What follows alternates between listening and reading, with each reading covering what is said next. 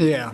Yep. Any commonality there? Not necessarily tonight. I mean, this was a team that, they went super small, played their guards, and applied, a lot of pressure on us. Obviously, that sped us up.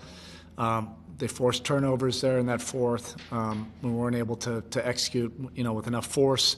This was different than other games. Right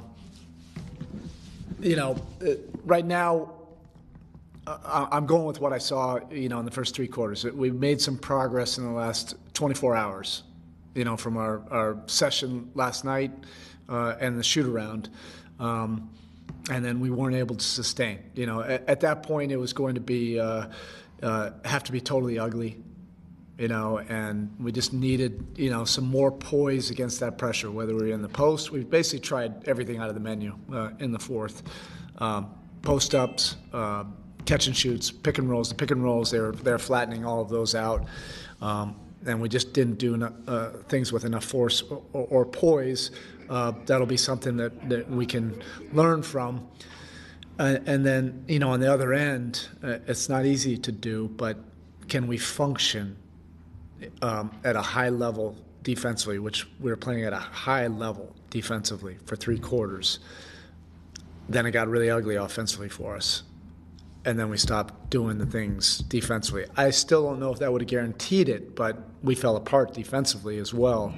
That we had a chance maybe to keep that thing closer to a 6-8 point game. It feels different than when it goes, to 12 or 14. But I see a lot of positives that we can build on. It's not about moral victories, but right now we're trying to build this thing fast. We'll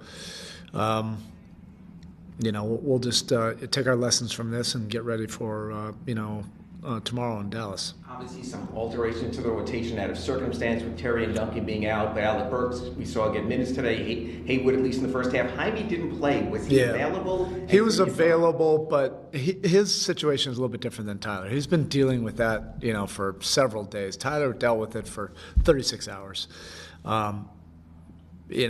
Could Jaime have been out there? Possibly, but he hasn't done anything really physically for several days.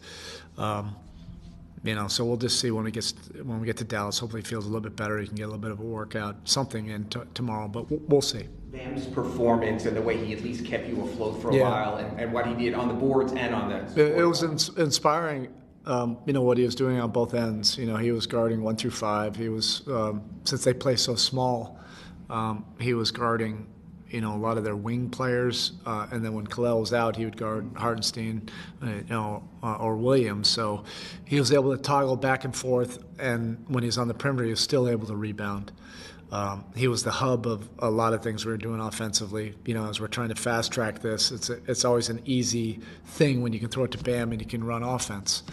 We just got to continue to get more comfortable guys feeling comfortable and have clarity on what we're trying to do. And 8 points is not great. Obviously, that's not fun, in the fourth quarter. But there are a lot of good things that we're going to build on.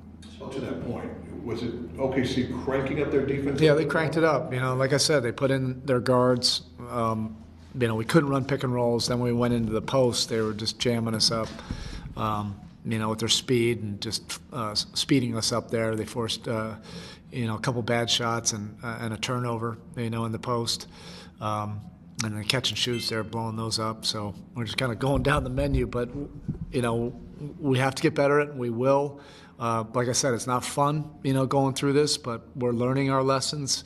We're going to continue to get better. And then ultimately, I want to see us make real strides in our resolve and grit, when the game's not going the way we want it to go. Can we still function? Can we still do the things that, put us in a position to have success? All right, thank you.